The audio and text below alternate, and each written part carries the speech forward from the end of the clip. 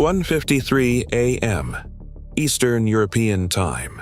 The Baltic coastline in late autumn carries a specific quality of darkness. Low cloud, no moon, the sea running at force 4 with whitecaps visible only when the surface radar sweeps past. At Ämari Air Base in Estonia, the NATO Quick Reaction Alert Detachment has been at 15-minute readiness for 71 consecutive hours. Not standard posture. Standard posture is 30 minutes. The upgrade to 15-minute readiness had been authorized by the Supreme Allied Commander Europe at 11 p.m. 2 days earlier, following a pattern of Russian Aerospace Forces activity over the Kaliningrad exclave that the intelligence assessment had characterized as consistent with pre-strike preparation rather than exercise rehearsal. The assessment was correct. At 1:53 a.m., the Iskander-M missile brigade positioned in Kaliningrad Oblast initiated its launch sequence from 8 pre-surveyed firing positions distributed across the exclave. The Iskander-M was a solid-fuel quasi-ballistic system with a range of 500 kilometers, a terminal maneuvering capability that complicated intercept geometry, and a CEP of approximately 5 meters against surveyed coordinates. 8 launchers, each carrying 2 missiles, fired in a 60-second window, 16 Iskander-M missiles simultaneously in flight toward targets in Poland, Lithuania, and Latvia. The target selection communicated the operational logic precisely. Rzeszow, Jasionka, Air Base in southeastern Poland, the primary logistics hub for NATO military aid flow into Eastern Europe, through which over 60% of ground equipment resupply moved. Gaiziunai military training area in Lithuania, the forward staging point for the NATO Enhanced Forward Presence Battle Group. Lielvarde Air Base in Latvia, the Baltic Air Policing Rotation Base, housing the QRA detachment covering the northeastern Baltic airspace. Powidz Air Base in central Poland, the C-17 Strategic Airlift Hub, the second logistics node. Those 4 military installations represented the logistical spine of NATO's eastern posture. Sever them simultaneously, and the reinforcement pipeline for any conventional response would be disrupted for 24 to 72 hours. The Russian Federation's operational planners had concluded that 24 hours was sufficient to present NATO with a fait accompli, specifically the seizure and fortification of the Suwalki Gap, the 65-kilometer land corridor between Belarus and Kaliningrad that was the only ground route connecting Lithuania to Poland and the NATO core. Close the Suwalki Gap and the Baltic states became a strategic enclave, their ground connection to the alliance severed. The calculation had 3 embedded assumptions. First, that the Iskander strikes would achieve sufficient damage to the 4 air bases to disrupt NATO reinforcement timelines.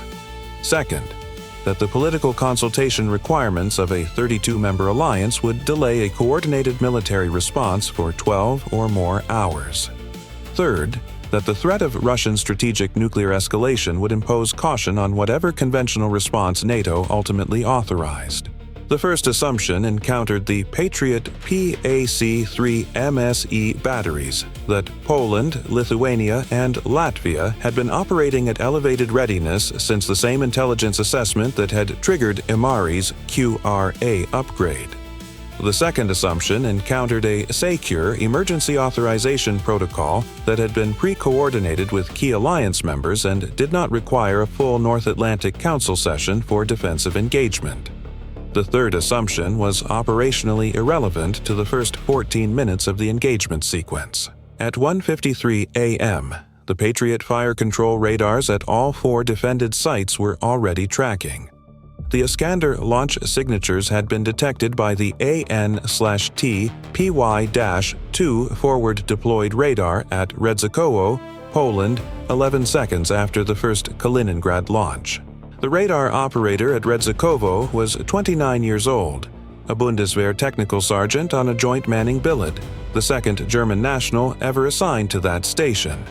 His display at 1:53 a.m. showed 16 simultaneous ballistic tracks emanating from 8 positions across Kaliningrad.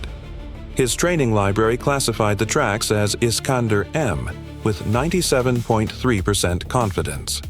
His protocol required verbal confirmation to the duty officer before alert transmission. The duty officer had been watching the same display. The confirmation took 4 seconds. The SACEUR Watch Center received the alert at 1:53 a.m. and 31 seconds, before any Iskander had completed its first minute of flight. Engagement authorization was transmitted at 1:54 a.m. The Patriot PAC-3 batteries at all 4 sites had been tracking since 1:53 a.m. They began their intercept sequences before the authorization signal had fully propagated through the network. The Iskanders targeting Rzeszow received the most complex engagement geometry. 4 missiles on slightly divergent trajectories arriving within a 42-second window, a timing pattern designed to saturate a single battery's engagement cycle. The Polish-operated PAC-3 MSE battery at Rzeszow engaged all 4 in sequence, the fire control system cycling through intercept solutions at maximum rate. 3 were intercepted in the terminal phase above 8,000 meters. The 4th, the final track in the sequence, executed its terminal maneuver at low altitude, a late deflection that required the PAC-3 to fire a second interceptor. The second interceptor connected at 4,100 meters. The Iskander's warhead was neutralized. Debris impacted the runway's eastern threshold. No structural penetration of the runway surface, but significant blast and fragment damage to 2 navigation aid installations and a fuel bowser parked 180 meters from the threshold. The runway remained operational. Delayed operations for 22 minutes while EOD assessed the debris field. At Gaiziunai, 2 Iskanders were intercepted cleanly by the Lithuanian PAC-3 unit at high altitude. No effects on the installation. At Lielvarde, 1 Iskander was intercepted. The second, tracking a slightly lower, faster re-entry profile, produced an intercept geometry that the Latvian PAC-3 fire control assessed at 61% probability. The battery commander had 1 interceptor allocated. He fired it. It missed by 31 meters. Off-axis detonation at insufficient range. The Iskander's warhead impacted the Lielvarde parking apron at 2:03 a.m., rendering 3 NATO QRA aircraft non-operational. The runway was undamaged. The QRA function was transferred to Ämari within 11 minutes. At Powidz, 3 Iskanders were all intercepted. The 4th inbound, arriving after a deliberate 2-minute delay built into the Kaliningrad launch sequence specifically to catch a Patriot battery at the end of its engagement cycle reload window, found a 2-minute gap in the coverage provided by the primary battery. The gap existed. The Iskander transited it. A secondary U.S.-operated PAC-3 MSE unit at Powidz South, positioned as a deliberate redundancy layer that had been added to the base defense plan 6 weeks earlier, following the intelligence assessment upgrade, engaged the track at 2:04 a.m. Intercept confirmed at 8,800 meters. The warhead debris field impacted open ground 400 meters north of the main apron. No operational effects. 14 of 16 Iskander-M missiles intercepted. 2 with effects: Rzeszow debris causing temporary navigation aid damage, Lielvarde apron, strike rendering 3 aircraft non-operational. 0 runway surfaces compromised. 0 NATO personnel losses. The Iskander strike had achieved none of its 4 primary target objectives. At 2:01 a.m., 8 minutes after the Kaliningrad launches, SACEUR transmitted the counter-operation execute order. 8 minutes from first hostile launch to execute authorization. The fastest NATO has moved from detection to execute since the alliance's founding. The pre-coordination that made it possible had been completed in the 71 hours of elevated readiness. Those 71 hours had not been wasted. The QRA aircraft at Ämari launched at 2:03 a.m. F-35 is on full afterburner, climbing through the overcast into clear air above 12,000 feet, already receiving targeting data from the 3A AWACS maintaining station over central Poland. The targeting data showed 8 Iskander-M transporter erector launchers, all now in post-launch reload posture at their Kaliningrad firing positions. Reload time for the Iskander-M, approximately 1 hour. The launchers were stationary. They would not remain stationary. JASSM-ER cruise missiles released from U.S. Air Force F-15E aircraft that had been holding airborne alert over central Poland since 11 p.m. were the first offensive weapons in flight. 8 missiles targeting the 8 Iskander launcher positions at 2:04 a.m. Flight time to Kaliningrad approximately 14 minutes. Simultaneously, Tomahawk cruise missiles from a U.S. Navy Virginia-class submarine operating in the Baltic Sea received their targeting updates and began their launch sequence at 2:05 a.m. 18 TLAMs in flight against a broader target set. Kaliningrad's radar network, its S-400 air defense battery command nodes, and the Chkalovsk-on-Neman military airfield from which Russian aerospace forces had been conducting the pre-strike reconnaissance flights. The S-400 system protecting Kaliningrad had been active since 1:48 a.m., 5 minutes before the Iskander launches, a timeline that indicated the Russian operational planners had expected a prompt NATO response and had pre-activated their area denial coverage. The S-400's 400-kilometer engagement range extended well into Polish, Lithuanian, and Latvian airspace. Every NATO aircraft operating in the eastern Baltic region was nominally within its engagement envelope. The EA-18G Growler electronic attack aircraft positioned over Lithuania at 2:01 a.m. began its jamming sequence at 2:06 a.m., targeting the S-400's acquisition radar frequencies. The jamming was partially effective. The S-400 operator switched to a backup frequency within 40 seconds. The Growler's system recognized the frequency change and followed within 8 seconds. The backup frequency was jammed. The operator switched again. The sequence repeated 3 times in 90 seconds. On the 4th switch, the S-400 operator activated a low probability of intercept radar mode that the Growler's threat library assessed as a system not previously observed in operational conditions. The Growler's jamming effectiveness against this mode was degraded. The S-400 acquired an F-35A at 2:09 a.m. at 180 kilometers range. It fired 240N6 missiles at 2:10 a.m.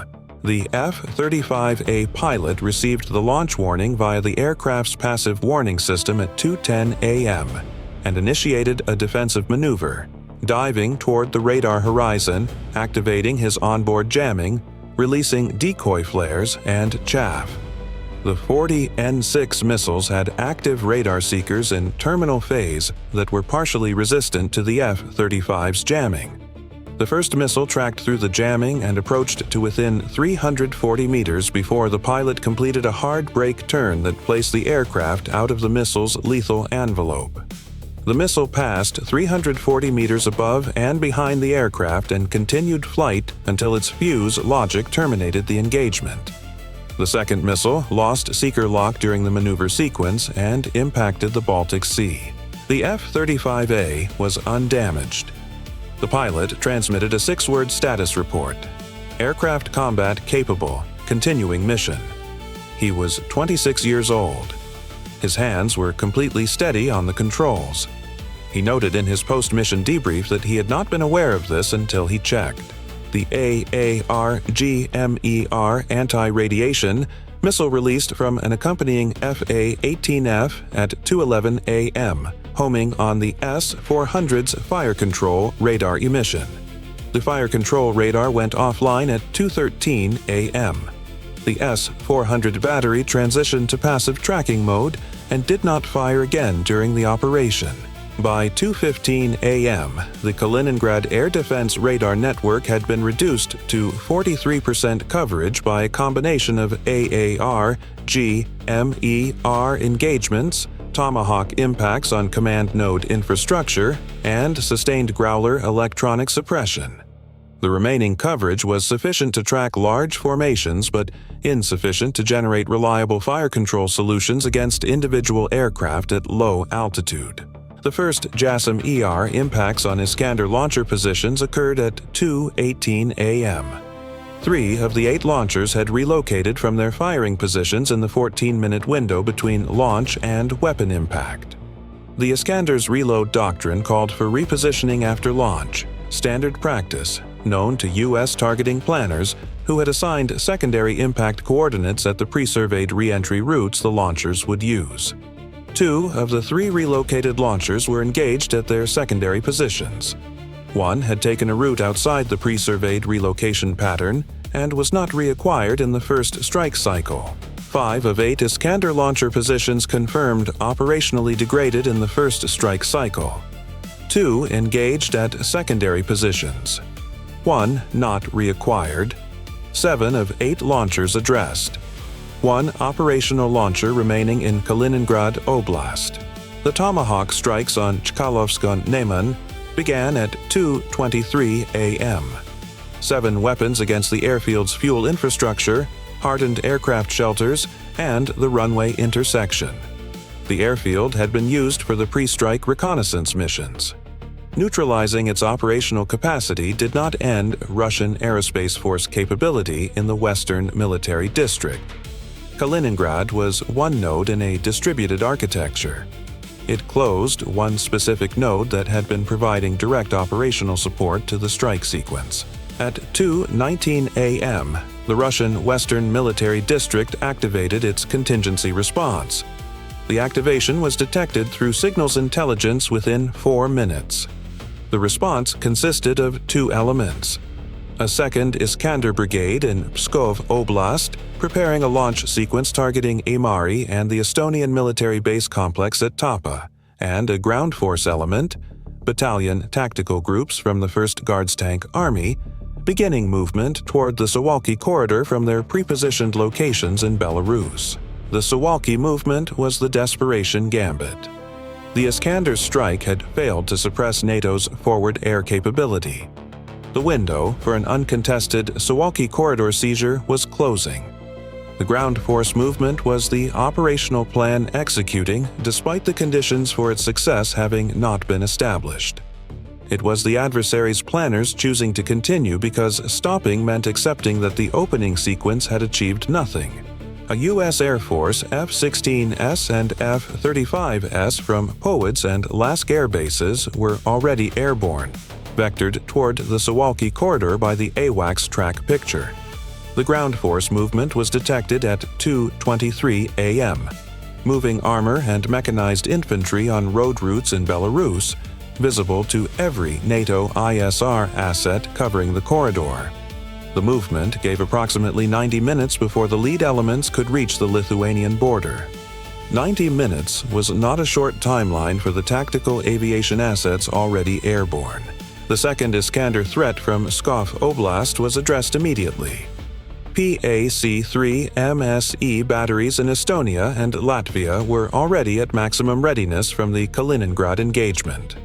Additional Aegis BMD coverage from NATO frigates operating in the Baltic was directed to the northeastern threat axis. When the Pskov launches occurred at 2:31 a.m., 11 missiles on trajectories toward Ämari and Tapa. The defensive coverage was complete and waiting. 9 of 11 Pskov Iskanders were intercepted. 2 reached the terminal engagement envelope. 1 was intercepted by PAC-3 at Ämari at low altitude, the closest engagement of the sequence, at 2,200 meters. Debris from the intercept fell on the airfield's northern perimeter taxiway. The taxiway was operationally degraded, but the primary runway remained clear. 1 Iskander impacted open ground 1.1 kilometers east of Tapa military base. Its terminal guidance had been disrupted by the Growler jamming package, deflecting the impact point from the pre-surveyed coordinate by 900 meters.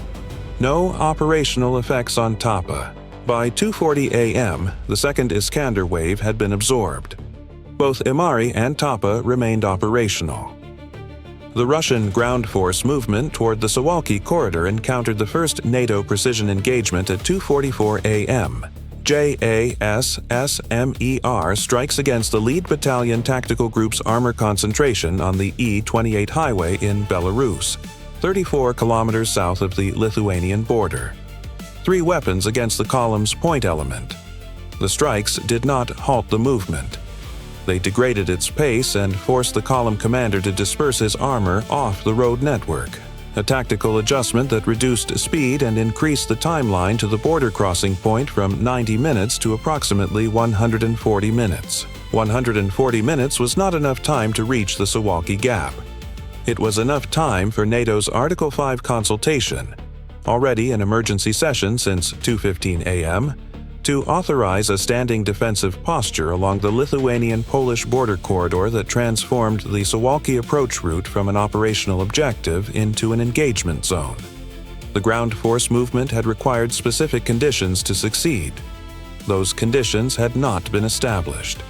The movement was continuing into a prepared defensive posture that its own operational planners had assessed before the operation began, as unacceptable losses at a ratio of 3-to-1 or greater.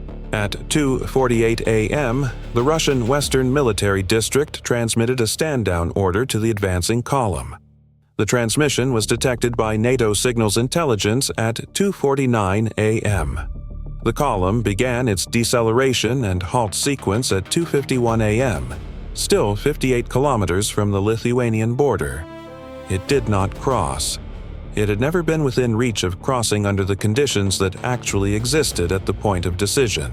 The Kaliningrad air defense network went effectively silent at 2:44 a.m., not because it had been entirely neutralized, but because its remaining operable components had assessed that continued emission in the presence of active AARGM-ER coverage created an unacceptable attrition risk to their remaining hardware. The silence was a survivability calculation, not a defeat acknowledgement. The systems were intact, offline, and waiting. In a continued engagement, this would matter. In the operational window that the Russian planners had required, it was the equivalent of non-existence. At 2:52 a.m., the NATO watch officer at the Shape Operations Center updated the operational status board. The board reflected: 16 Kaliningrad Iskanders launched, 14 intercepted, 2 with limited effects. 11 Pskov Iskanders launched, 9 intercepted, 2 with limited effects. Kaliningrad Air Defense Network at 43% coverage, passive mode. 7 of 8 Iskander launcher positions addressed. Ground force movement halted 58 kilometers from the Lithuanian border. Both primary logistics nodes, Rzeszow and Powidz, operational. Ämari, operational. Lielvarde, operational at reduced QRA capacity. No NATO personnel losses. No NATO territory crossed by Russian ground forces. The watch officer was a French Air Force colonel on his 3rd Shape assignment. He had been in this building for the Berlin Wall, for Kosovo, for the first Baltic airspace violation incidents. He looked at the board for a long time.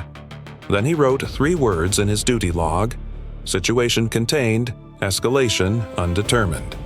He closed the log and picked up the secure line to SACEUR. Time from first Russian launch detection to end of initial engagement phase, 59 minutes. Russian weapons employed: 16 Iskander-M from Kaliningrad, first wave. 11 Iskander-M from Pskov Oblast, second wave. 2 S-440 N6 long-range air defense missiles. Ground force movement, battalion tactical groups, halted 58 kilometers from border without crossing. Intercept rate, Kaliningrad first wave, 87.5%, 14 of 16. Intercept rate, Pskov second wave, 81.8%, 9 of 11. Combined Iskander intercept rate, 85.2%. S-400 engagements, 2 fired, 0 hits. Effects from non-intercepted weapons: Lielvarde apron, 3 aircraft non-operational, QRA function transferred within 11 minutes. Rzeszow navigation aid damage and 22-minute EOD hold-on runway operations. Tapa area impact in open terrain. 0 operational effects. Counter-operation first cycle. 8 JASSM-ER against Iskander launchers. 18 Tomahawk against Kaliningrad military infrastructure. AARGM-ER against S-400 radar nodes. Precision engagement of ground force column point element. Total distinct offensive weapons, 31. Kaliningrad air defense, reduced to 43% coverage, passive mode. Chkalovsk on Neman airfield, operationally disrupted. Iskander second salvo capability, 7 of 8 launchers addressed, 1 not reacquired. NATO assets, 0 aircraft lost. 1 F-35A defensive maneuver at 340 meters proximity. Undamaged, returned to mission.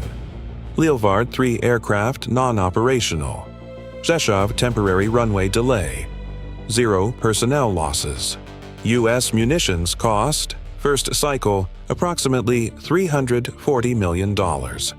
Estimated value of Russian military infrastructure operationally degraded, $1.1 billion. Assessment: Russian operational objective. Suwalki corridor seizure via logistics disruption, not achieved. NATO forward basing operational. QRA function uninterrupted. Ground force movement contained without border crossing. The Russian Federation had constructed the Kaliningrad military posture over 19 years at a cost assessed at $8.4 billion. A bastion capability designed to hold the Baltic region at operational risk sufficient to deter NATO reinforcement. It had been tested in one operational sequence lasting 59 minutes. The Patriot batteries it had been designed to overwhelm had been upgraded in the preceding 24 months. The pre-coordination protocols it had been designed to outlast had been rehearsed in the preceding 71 hours. The political paralysis it had been designed to exploit had been preempted by delegation authority issued before the first missile launched. The bastion had been built for the alliance it had studied in 2014. It had encountered the alliance that existed in the year it chose to act.